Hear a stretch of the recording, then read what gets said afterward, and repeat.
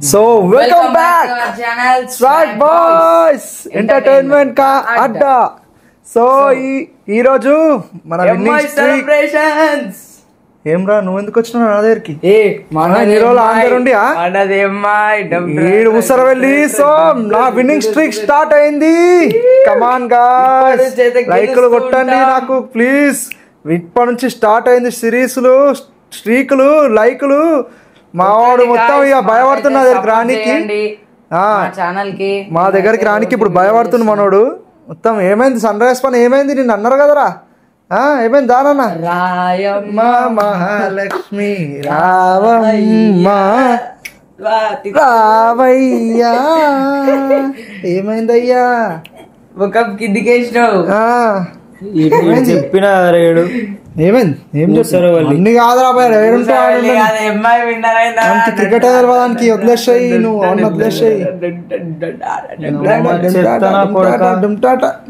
నీ గూడు చెదిరింది, నీ గుండె పగిలింది, ఓ చిట్టి పావురమ ఎవరు కొట్టారు. పాడినావా ఫస్ట్? నాకు ఇదే పాట అన్నది. కర్మ కర్మ రిపీట్స్ అంటారు కదా గైస్, ఇదే అన్నమాట కర్మ. ఇప్పుడు నా విన్నింగ్ స్ట్రీక్ స్టార్ట్ అయింది. బ్యాక్ టు బ్యాక్ అయితే దినేష్ అన్న విన్ అయితేనే ఉంటాం. నేను కూడా నా విన్నింగ్ స్ట్రీక్ స్టార్ట్ అయింది గైస్. చూసిరు కదా మ్యాచ్ అయితే ముంబై. నేను చెప్పినట్టు జరిగింది నా, వీళ్ళు పెద్ద అన్నారు కొడతారు కొడతారని. అది మా స్టేడియం కాదు, పోనీ అని లైట్ తీసుకున్నాం. మా స్టేడియం లో ఉంది మ్యాచ్, అప్పుడు చూపిస్తాం. మా స్టేడియం కాదు, అది వాంకాడే స్టేడియం. అది అదే వాళ్ళ స్టేడియం.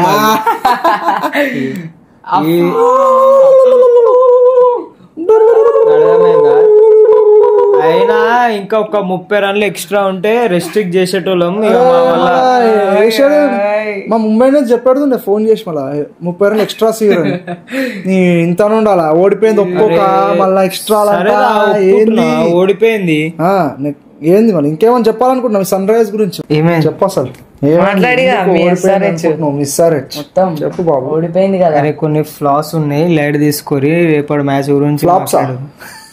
ఫ్లాప్స్ అంట సినిమా అనుకున్నా. ఫ్లాప్స్ కాదు, మొత్తం ఇక వాళ్ళకి కొట్టడానికి రాలేదు, అంత టఫ్ వేసిర్రు. అమ్మాయి బౌలింగ్ ఎట్లా చూసిరా గైస్, మంచిగా వేసిరు.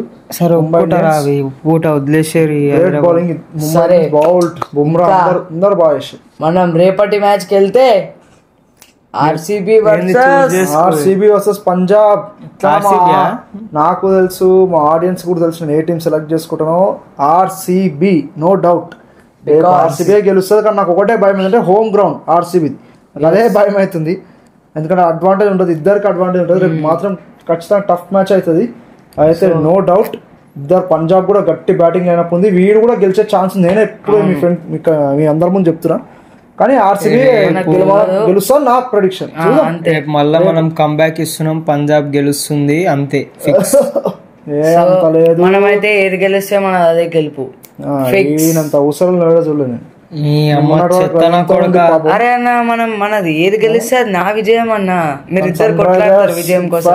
హైదరాబాద్ ఫ్యాన్స్ ఆశలు వదులుకోండి, ఆశలు వదులుకోండి. ప్లే ఆఫ్స్ కి అంత సీన్ లేదు, అంత లేదు. 6 లా 5 గెలవచ్చు, 7 లా 5 గెలవచ్చు, 5 or 6 గెలవచ్చు చాలు. అందరు ఫామ్ లో వెళ్ళిపోతారు. నెక్స్ట్ మ్యాచ్ మన హైదరాబాద్ ఉంది, ముంబై ఇండియన్స్ తో మ్యాచ్.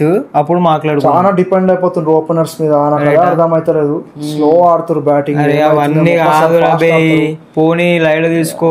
చెప్తున్నా మన దగ్గర అయినా ఇక అయితే అయితా ఉంటాయి. పర్లేదు వేసారు, కానీ మిడిల్ ఓవర్స్ లో కొట్టేసారు వాళ్ళు చెరొక్కరు 30 కొట్టేసారు బ్యాటింగ్ వచ్చి. ఇంకేమో స్కోర్ వచ్చి రేపటి నెక్స్ట్ మ్యాచ్ మన హైదరాబాద్ ఉంది, ఇదే ముంబై ఇండియన్స్ తోని మన హైదరాబాద్ ఉంది మ్యాచ్. అప్పుడు మేము గెలవమా మీరు చూడరా, మాట్లాడుకున్నాం. రేపు అయితే నేను పంజాబ్ సపోర్ట్.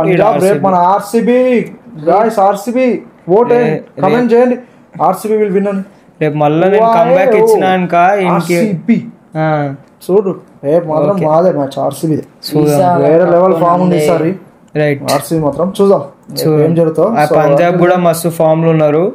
మొన్న చూసిరా కేకేఆర్ తో ఎట్లా ఆడారో. రేపు బౌలింగ్ డేంజర్ ఆడేస్తారు. ఇంకా చాల్ కి రిటర్న్ చాలు ఉన్నాడు, శ్రేయాస్ అయ్యర్ బ్యాటింగ్ లో ఉన్నాడు. ఈడెటు సెటు పోతుండో ఈడు అనుకమే ఫార్మర్ ముందు ఆల్రెడీ ఆర్సీబీకి చాలు. సో రేపు నెక్స్ట్ లో ఉంటుంది మ్యాచ్. మీరు కూడా మంచిగా అయితే వాచ్ చేయండి మ్యాచ్ ని. సో రేపు కలుసుకుందాం మళ్ళీ ఇక. Right tomorrow. Signing off swag boys.